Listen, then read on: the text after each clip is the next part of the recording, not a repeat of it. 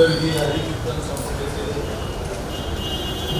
मान्यवर दुर्गा मंदिर समितीचे पदाधिकारी, उपस्थित सज्जन माता, नारद हे भक्तीचे आद्य भाष्यकार आहेत. त्यामुळे नवविधा भक्तीमध्ये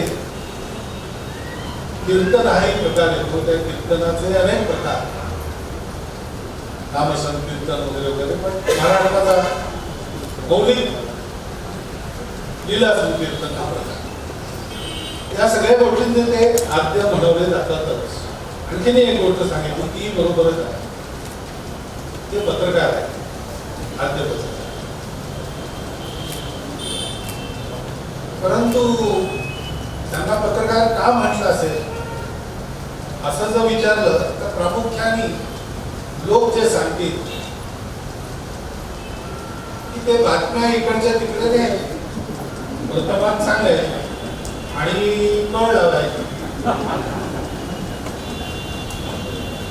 परंतु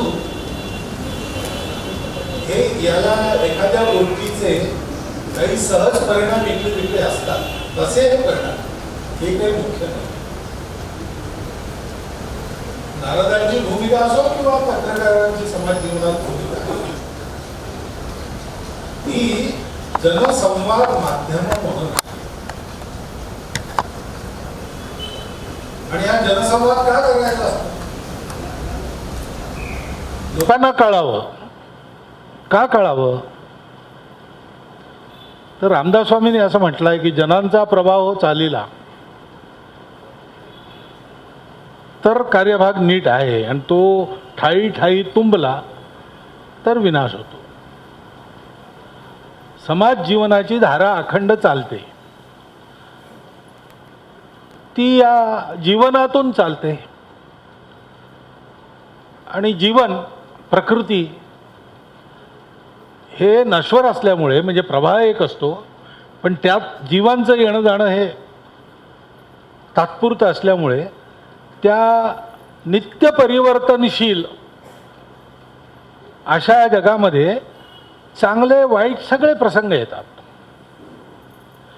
मनुष्याला जन्म का मिळतो? तर त्यांनी श्रेय प्रेय दोन्ही प्राप्त करावं म्हणून. प्रियाचा नंबर दुसरा आहे, श्रेयाचा नंबर पहिला आहे.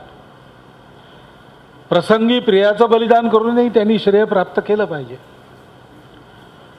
परंतु या जीवनधारेमध्ये पुष्कळ अशी स्थानं असतात की तो मोहित होऊन श्रेय सोडून प्रियाच्या पाठीमागे लागतो. आणि त्याच्यामुळे जीवन हे शिकण्याकरता आहे, परंतु जीवनात कोणतीही चूक होऊ शकते ही संभावनाही ठेवली. एका अर्थाने परीक्षा आहे. त्या परीक्षेत व्यक्ती म्हणूनही उत्तीर्ण झालं पाहिजे, आणि या परीक्षेत समाज म्हणूनही उत्तीर्ण झालं पाहिजे.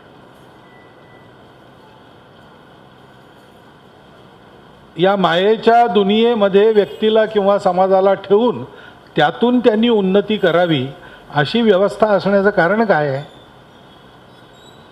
ते कारण असं आहे की ईश्वराच्या इच्छेने ही जगाची लीला जी चालते आहे त्याला हातभार लावण्याचं काम व्यक्तीलाही करावं लागतं, समाजालाही करावं लागतं. त्या लीलेचे अनेक रंग आहेत, अनेक त्याच्यात पात्र आहेत, अनेक प्रसंग आहेत. प्रत्येकाच्या वाट्याला, व्यक्तीच्या वाट्याला काही ना काही आहे. जगातला कुठलाही एक क्षुल्लक, कोणालाही माहीत नसलेला, कुठल्या तरी कोपऱ्यात आफ्रिकेतल्या एखाद्या जंगलात आजही अर्धनग्न अवस्थेत राहत असलेला, बांबूच्या नळीतून बाण मारून शिकार करत असलेला असाही एक माणूस जरी नसला तर या जगाचा जो व्यापार आज चालताना आपला दिसतो त्यात तो तसा झाला नसता, काहीतरी फरक पडला असता. हे अगदी आता म्हणजे पुष्कळांना आता परंपरागत आवडत नाही. अध्यात्म म्हटलं की त्यांना बुवाबाजी वाटते. विज्ञान सांगा म्हणतात. हे विज्ञानसिद्ध सत्य आहे आजच्या विज्ञानानुसारही. जगातल्या एका परमाणूचीही जागा काळ सर्व निश्चित ठरलेला आहे आणि त्यात जर काही कारणाने अंतर झालं तर सगळ्या जगाचं जे पुढचं भविष्य चालतं त्याच्यात अंतर पडतं. प्रत्येकाचा प्रत्येकाशी संबंध आहे. तसंच समाधानचंही आहे. स्वामी विवेकानंदांनी असं म्हटलं की प्रत्येक राष्ट्राचं एक प्रयोजन. रोम उदयाला का आलं? जगापुढे लष्करी सत्तेचा, लष्करी सामर्थ्याचा एक आदर्श ठेवायचा. असं प्रत्येक राष्ट्राचं काही ना काही प्रयोजन आहे. ते प्रयोजन सिद्ध करण्याकरता त्यांचा जन्म होतो, त्यांचा उत्कर्ष होतो आणि ते प्रयोजन सिद्ध झाल्यावर त्या प्रयोजनाची जरूर संपल्यानंतर त्या राष्ट्राचा विलय होतो. म्हणून ही राष्ट्र गेली, आता त्यांचा मागमूसही नाही. इतिहास आहे, नाव माहिती आहे. काही हजार वर्षांनी ते सुद्धा लुप्त होऊन जाईल. पण आमचं हे जे राष्ट्र आहे याचं प्रयोजनच असं आहे की ते अमर आहे. सगळ्या जगाचं जीवन संतुलित करणारं, परस्पर सहयोगाने शांतीने चालवणारं, सर्वांना एकमेकाशी जोडणारं, मनुष्याच्या अर्थकामांना एक चांगला उद्देश प्राप्त करून देऊन त्यांना एका अनुशासनात चालवणारं धर्मतत्व हे आमच्या इथे आलं. शरीर मन बुद्धीच्या परस्पर विरोधी ओढींचा समन्वय साधून व्यक्तीला या सर्व बंधनांच्या पलीकडे मोक्षाकडे नेणारं आत्मतत्व, त्याचा साक्षात्कार आमच्या ऋषींना पहिल्यांदा झाला. व्यक्ती, समूह आणि सृष्टी या सगळ्यांचं नीट चालावं, एकाच वेळी सगळ्यांचा विकास व्हावा. समाजाचा विकास, पर्यावरणाचा नाश होऊ नये आणि समाजाच्या विकासाकरता व्यक्तीची गळचेपी होऊ नये. व्यक्तीचं चांगलं होणं रावणाला, हिटलरला जन्म देणारं होऊ नये. त्यातनं संत, राजर्षी, ब्रह्मर्षी हे जन्मावेत.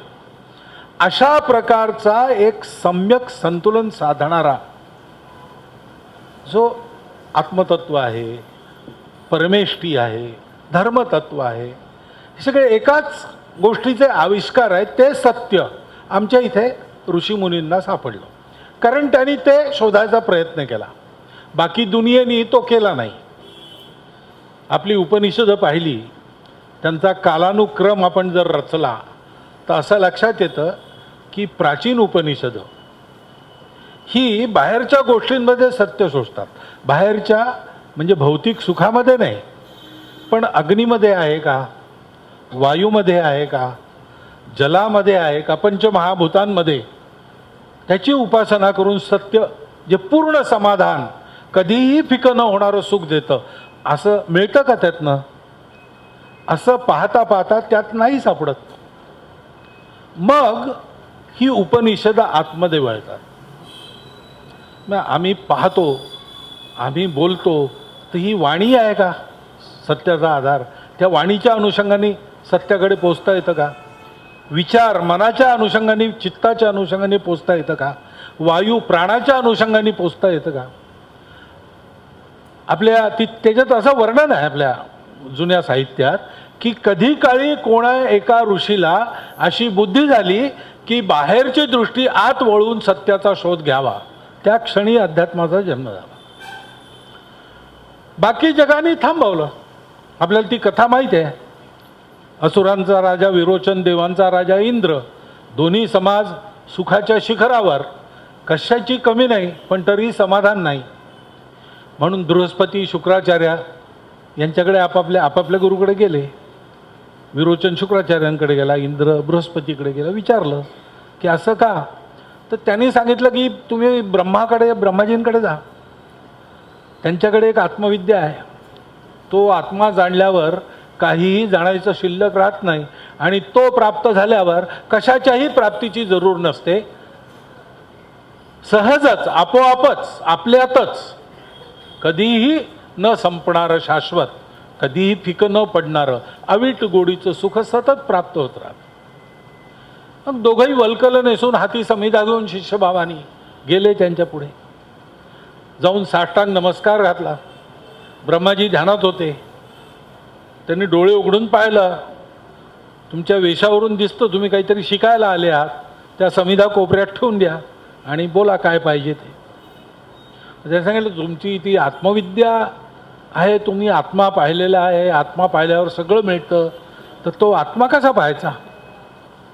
तर म्हणे तुम्ही पाहता कसे? म्हणजे डोळ्यांनी. पण डोळ्यांनी पाहता म्हणजे काय? त्या डोळ्यामध्ये जो पाहणारा बसलाय त्याला पहा, तो आत्मा आहे. लगेच दोघं एकमेकासमोर उभे राहिले. एकमेकाच्या डोळ्यात पाहिलं खोल. अरे डोळ्यात कितीही खोल पाहाल तर दुसऱ्याच्या डोळ्यात पाहाल तर आपलंच प्रतिबिंब दिसतं त्यात. त्याच्यामुळे त्यांना वाटलं की बरोबर ब्रह्माजींनी आपल्याला ज्ञान दिलं. हा जो हाडामासाचा देह आहे त्याच्यातलं मन बुद्धी ज्याला आपण जाणू शकतो भौतिक रूपाने, या असंच काही साधना न करता जन्मतःच शरीराची मनाची बुद्धीची जाणीव ही जीवाच्या ठिकाणी ठेवलेलीच असते. तेच आहे सत्य, तोच आत्मा आहे. निघाले परत. आत्मा अमर आहे, शाश्वत आहे, सर्व सुखाचं निधान आहे वगैरे. वैतरणी नदी पार करताना विरोचन वल्लवत होता. इंद्र बसला होता आपलं प्रतिबिंब पाहत. त्याच्या लक्षात आलं की ते वल्ल पडलं की जे तरंग उठतात त्यात हा शाश्वत अमर आत्मा नष्ट होतो. तोणारे थांब थांब थांब काहीतरी गडबड आहे. तरी मला वाटलं एकदम कसं काय ज्ञान दिलं त्यांनी, योग्यतेची परीक्षा न करता. त्यांनी आपल्याला कोडं घातलं आहे. हा आत्मा नष्ट होतो म्हणजे हा आत्मा नाही आहे. परत चल. विरोध म्हणा परत बिरत जायची जोड नाही. ब्रह्माजी कशाला आपल्याला, आपण एकेका समाजाचे नेते आहोत, आपल्याला कशाला ते उगीच कोडं बिडं घालतील. आपण विचारायला गेलो, नम्र भावाने गेलो, शिष्यभावाने गेलो, त्यांनी आपल्याला सांगितलं, उपाय सांगितला, आपण केला, जे आपल्याला दिसलं तेच आहे. विरोचन परत गेला नाही. म्हणून ही जी जडवादी भौतिकवादी उपभोगवादी संस्कृती झाली त्याला ते सापडलं नाही. इंद्र परत गेला आणि त्यांनी विचारलं. मग अशीच निर्णय कोडी घालत घालत घालत शेवटी इंद्राला ते आत्मतत्व प्राप्त झालं. ते आपल्या ऋषीमुनींना प्राप्त झाल्यावर स्वाभाविक त्यांना हेही लक्षात आलं की हे विश्वाची माझे घर. हे आपल्याला जे शाश्वत सुखाचं निधान सापडलं आहे ते सगळ्या जगाला दिलं पाहिजे, ही स्वाभाविक भावना आहे आपलं आत्मीयतेची, आपलेपणाची. आणि म्हणून मग त्यांनी उद्यम केला, कठोर तपश्चर्या केली, एक राष्ट्र घडवलं. भद्रमिच्छंत ऋषय स्वरविदहा तपोदीक्षाम उपसे दुरग्रे ततो राष्ट्रम बलम ओजश्च जात. विश्वाचं कल्याण इच्छिणाऱ्या ऋषींनी दुर्धर तप केलं, त्यातून हे आपलं राष्ट्र ओज आणि बल उत्पन्न झालं. आणि काय विराट आणि खडतर उद्यम केला असेल. समाजाला शिकवणारी माध्यम त्यांनी उभी केली. करोडो रुपये लावून नाही, त्यांनी माणसं उभी केली. व्रतस्थ व्यक्ती आणि व्रतस्थ परिवार उभे राहिले. समाजाला सतत जागवत राहायचं, या सत्याकडे प्रपंचातून जायचंच आहे, त्याला नकारायचं नाही. पण हा नासका जो प्रपंच आहे तो परमार्थाच्या आधाराने फिका करत करत मनुष्य जीवनात जी भौतिक कर्तव्य असतात त्याचा योग्य निर्वाह करून परमार्थ प्राप्ती कशी करायची, मनुष्याने असंच जगलं पाहिजे. आत्मनो मोक्षार्थम जगद्हितायच, हे जीवन मनुष्याचं जीवन आहे. ते सतत सगळ्या खाचकळव्यातून वाट कशी निघेल, सगळ्या मोह आकर्षणातून बचाव कसा होईल, या ध्येयाच्या दिशेने सतत जाऊ तर अविद्यया मृत्युम तीर्त्वा विद्यया मृतमश्नुते, याप्रमाणे भौतिक सुख आणि पारलौकिक सुख दोन्हीमध्ये दिग्विजय प्राप्त होईल. असं श्रेयस्कर जीवन कसं जगायचं हे समाजामध्ये समाजाच्या चालीने चालत, समाजाच्या बोलीने बोलत समजवायचं. ह्याच्याकरता किती पद्धती उत्पन्न केल्या. आज आपण ज्यांना भटके आणि विमुक्त म्हणतो, डिनोटिफाईड, ज्यांना इंग्रजांनी अपराधी म्हटलं, स्वातंत्र्यानंतर त्यातल्या काही लोकांचा अपराधी शिक्का निदान कागदावर तरी काढून घेतला, म्हणून ते विमुक्त आणि ते भटके आहेत. हे का भटके झाले? ह्यांना परिस्थितीने भटकं नाही केलं.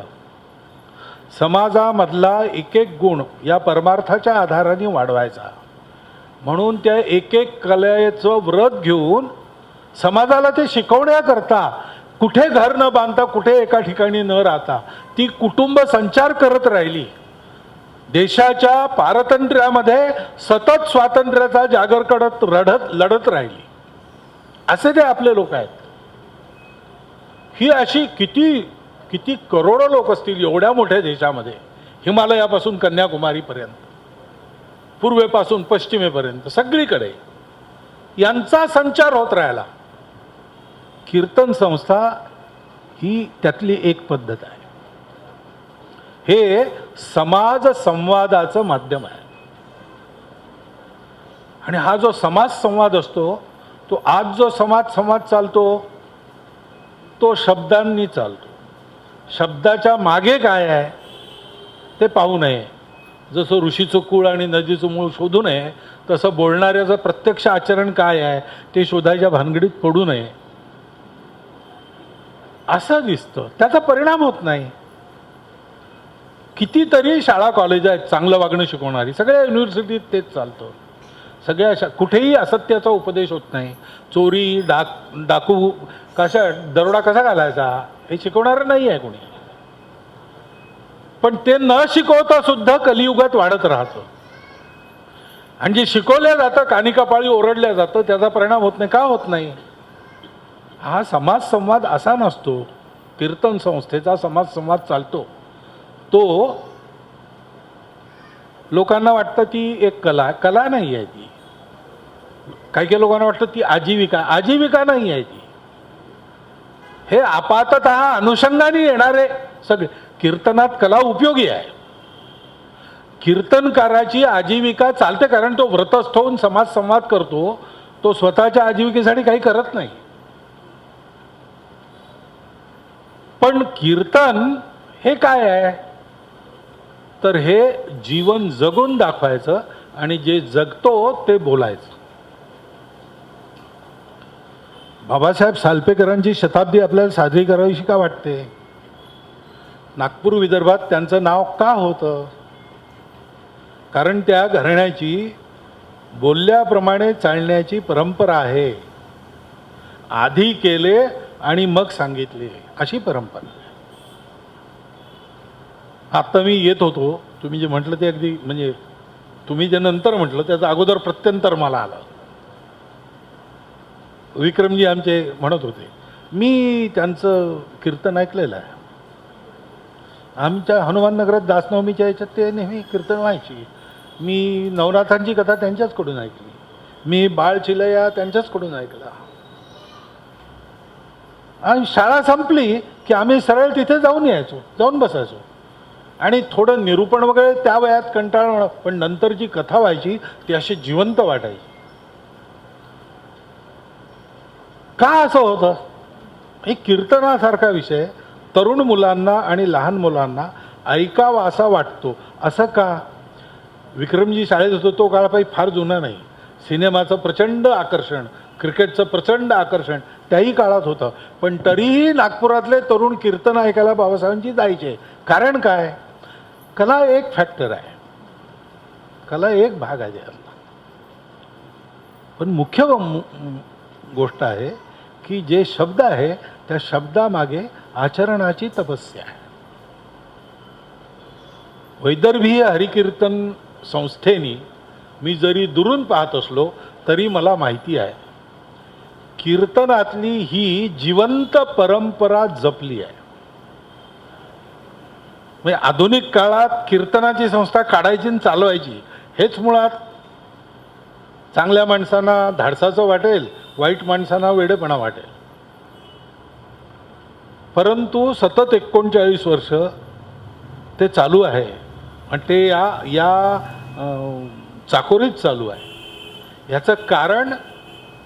याचंही कारण पुन्हा त्या जीवन परंपरेची प्रेरणा आहे. कीर्तन कसं असावं, कीर्तन असं असावं. पण कीर्तन असं का होतं?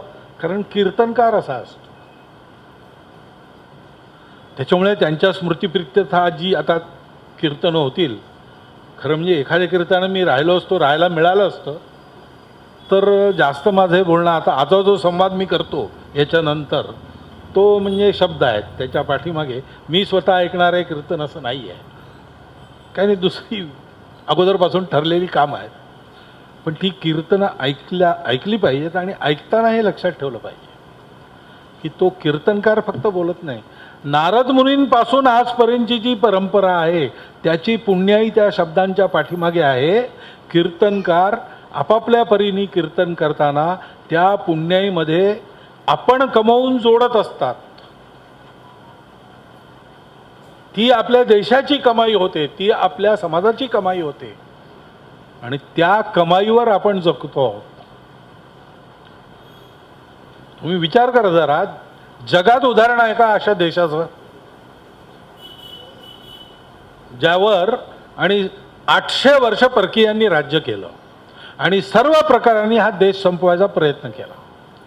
त्याची संपत्ती घालवली, त्याचं स्वास्थ्य घालवलं, त्याचे स्मृतिभ्रंश केला, सगळं केलं.